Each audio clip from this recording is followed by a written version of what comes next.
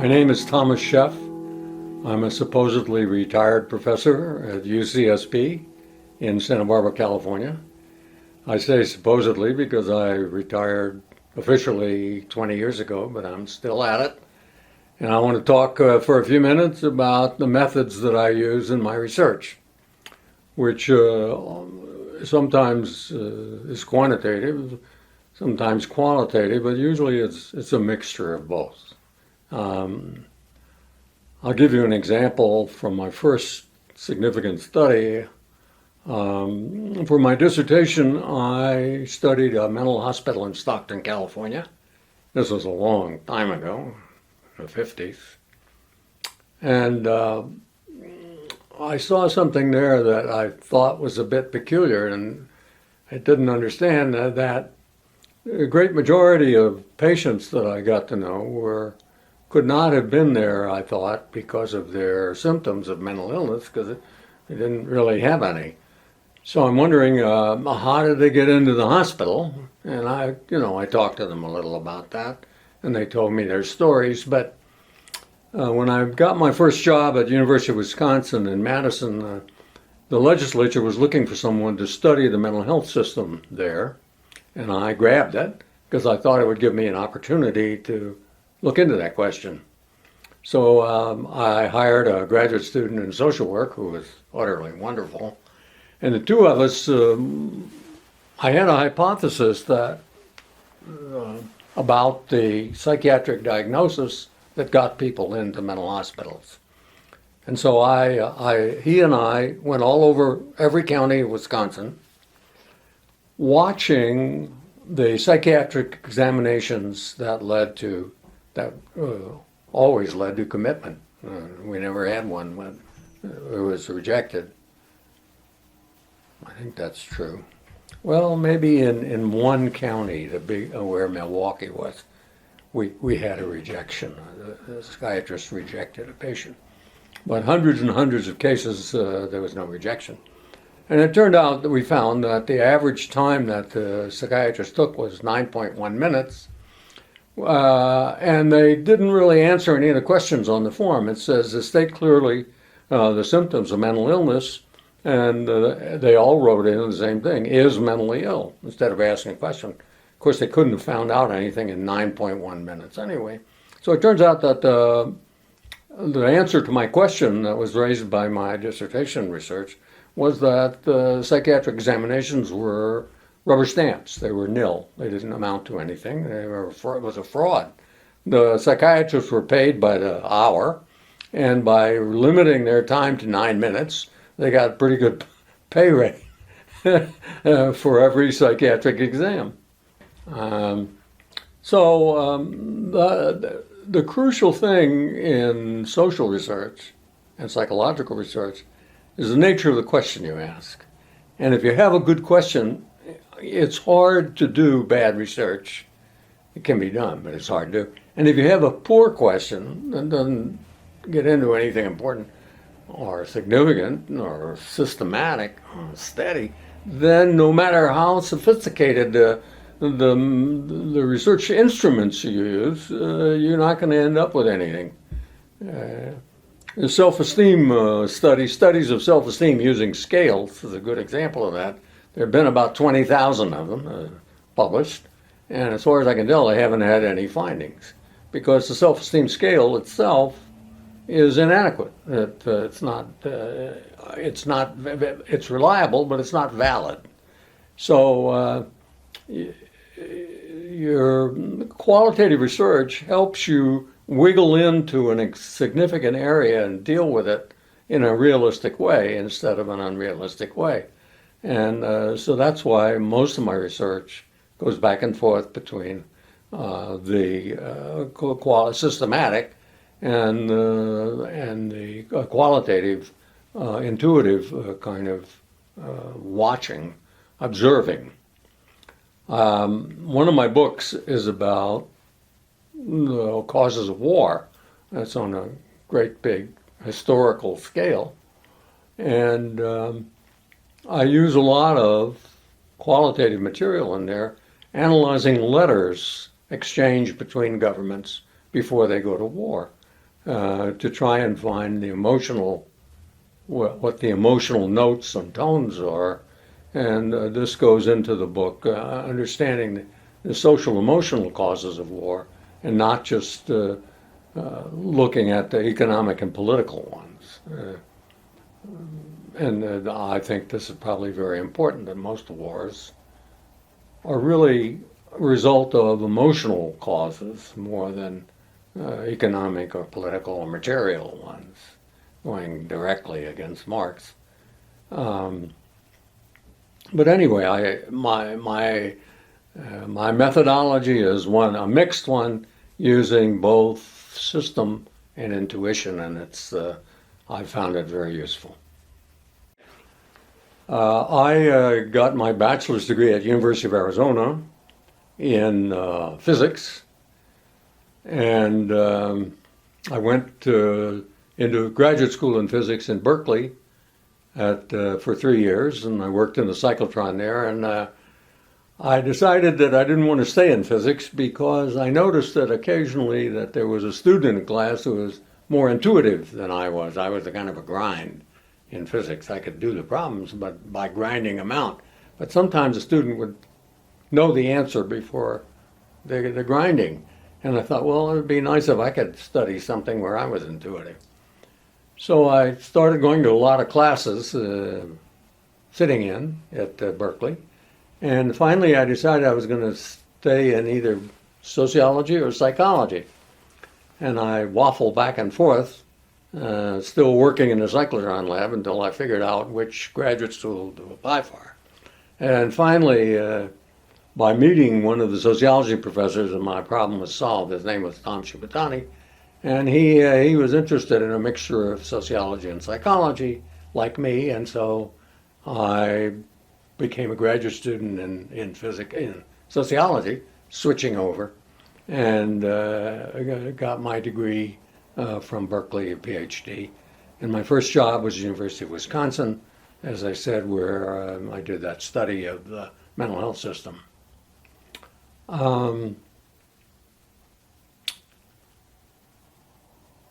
As psychiatrists have always felt that I'm picking on them, because that first study of mine, what I had put a lot of them into more hard-working positions than they were doing those fake interviews.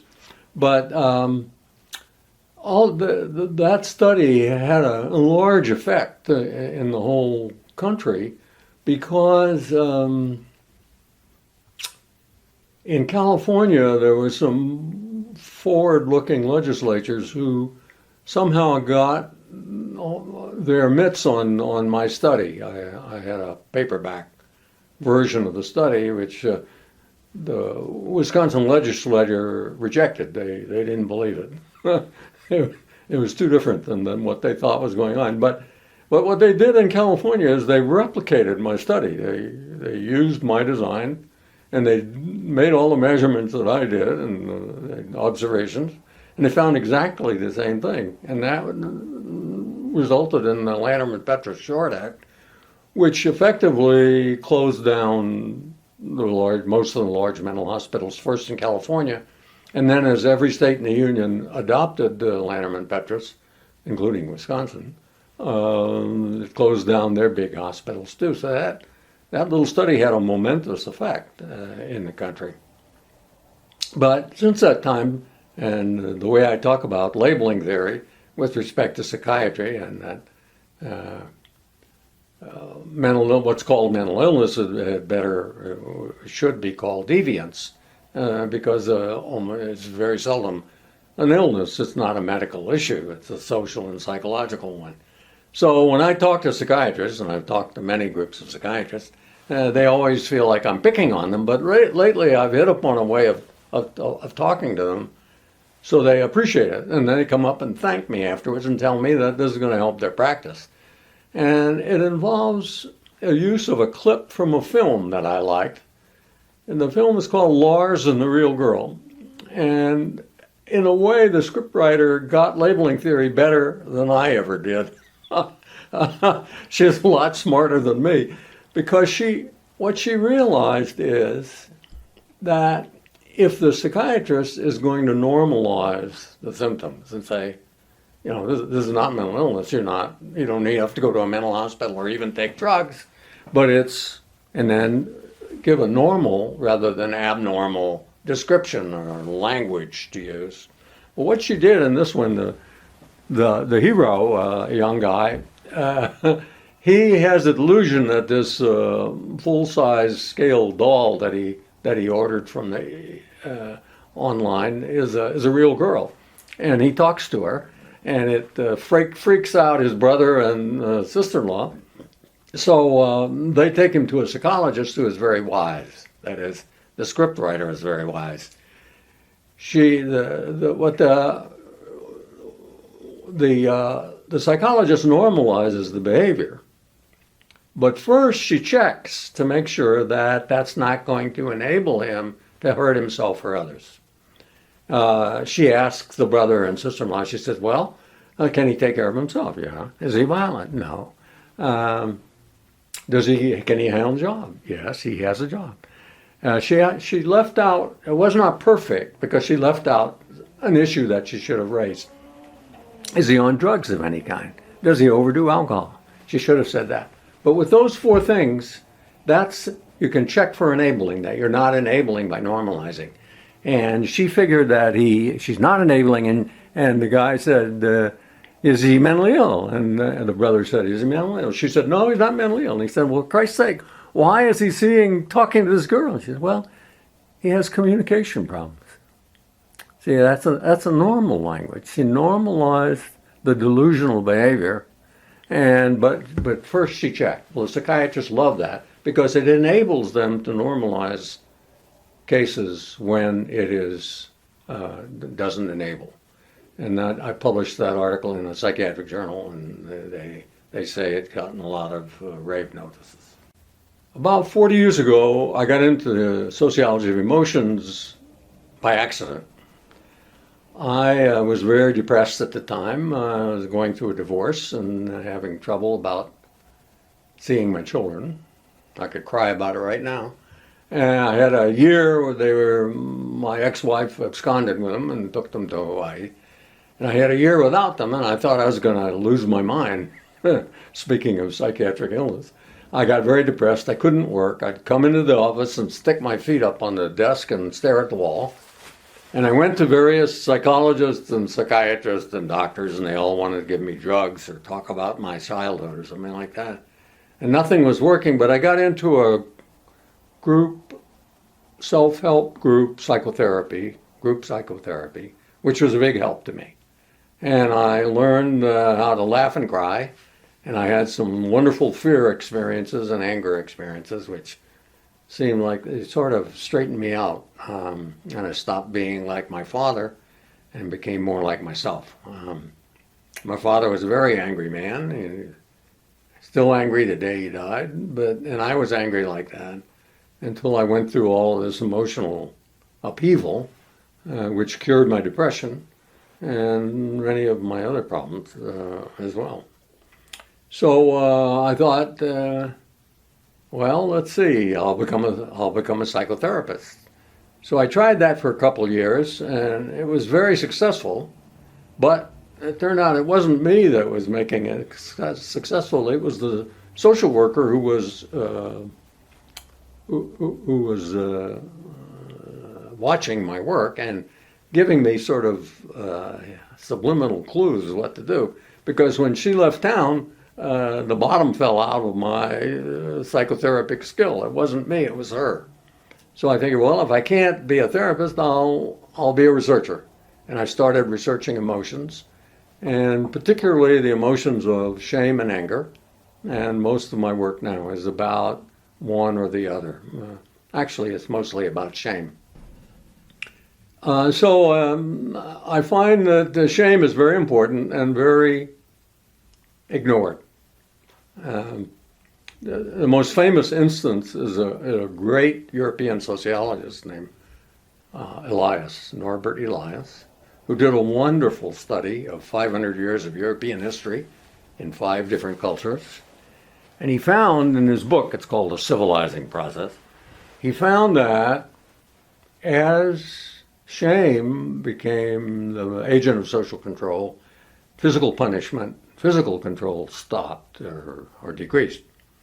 And the odd thing that he found was that he looked at educational manuals and etiquette manuals and read them in a qualitative way. I mean, he was systematic in that he did the same kind of thing in 5 different languages, but he found the same thing in Spanish, English, German, and French, and one other language that I don't remember, that shame became more and more important, but more and more subtle about it. If people used what he called circumlocutions, they didn't use the S word, so it became invisible. And then the strange thing is that it was invisible, this finding, the central finding of his book was invisible to his followers. I was the only one that noticed that book was about shame. And we're still arguing with them about it. They're still rejecting the idea that their hero could deal with something as unstylish and embarrassing as shame. But of course, his study itself predicted that. And I note that in his later work, especially a book called The Germans, in which there's another shame thesis, that he's very careful not to use the S word. He comes at it indirectly. He uses the word humiliation only once. It's not in the index. You have to find it yourself. But that's a central thesis. So we like to talk about the traditional societies being cultures of honor. Honor, insult, feuds, fuel, duels, and so on. But all human societies are cultures of honor because they all use shame as a central instrument of social control. And in fact, the traditional societies, it's less destructive because it's out in the open. People talk about it. Talk about it too much, it's exaggerated, but it's better than talking about it too little, which is what goes on in our society and leads to massive sorts of catastrophes like war. There's a new book coming out in English on shame, on emotions in academic settings. Charlotte Block, who I've been in contact with for many years, she has a book on emotions in the academy, and it's full of shame and of defenses against shame. See, what makes shame ubiquitous is not so much the shame itself, but defending against shame, worrying about shame. Goffman called it impression management. See, that's an indirect way of talking about shame. Why do people want to manage the impressions they make so they can avoid being humiliated, so they can avoid feeling shame? So Goffman, like the later Elias, he learned not to use the S word, but to talk about it indirectly. When he does talk about emotions, he's apt to use a lesser member of the shame family, embarrassment. He talks a lot about embarrassment. But impression management is, I think, the central theme of all of his work, or almost all of it. And it's about managing your life in a way that you get the least shame. Nobody has really studied that hypothesis directly, but that would be a good study where you interview people about how they manage their lives and to find out to what part shame plays in it, not just conscious shame where they use the word, because they seldom will, but hidden shame. A subject might say, well, it was an awkward moment for me. An awkward moment. What do you mean an awkward moment? Well, the moment was awkward. You mean you anticipated embarrassment. You felt some embarrassment. Oh yeah, that's right. So there are thousands of ways that people have of talking about shame without talking about it. And so if you interviewed a bunch of people about how they manage their lives, either on the street or in their organizations, you could test that hypothesis that Shame is ubiquitous in modern societies, but hidden. That's the Elias hypothesis. He didn't say it was ubiquitous, but he certainly said it was hidden. In fact, no one has said that. Goffman came closest. Goffman hinted that shame might be ubiquitous. He said, in every encounter, he uses the word every. He says this in passing, by the way. In every encounter, there's a good chance of embarrassment and a slight chance of colossal humiliation. Well, that comes pretty close to saying that it's universal, it's ubiquitous. And Cooley did the same thing. He talked about the looking glass. So when we consider other people, either in reality or we imagine how they look at us, we think that they judge us in some way, and we feel either pride or shame. So then you look in Goffman and in Cooley for examples of pride, genuine pride. You know how many there are? 0.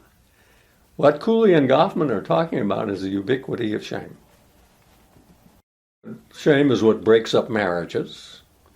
Is what makes for poor child raising. Parents often shame their children as punishment or as a means of control. It's not a good idea. And then governments often utilize shame in order to get elected. And to stay elected, often they will go to war. Not a good idea. I think the Iraq War was a shame manifestation. The 9/11 embarrassed the Bush administration. They couldn't find the culprits, and so they said, well, let's kill some Iraqis for no reason. Iraq was not implicated. It was a shame reaction, impression management. So studying impression management, it seems to me, goes down to the roots of things. And the roots of war, of collective conflict and violence, I think, are not economic. They're not political. They're emotional, social emotional.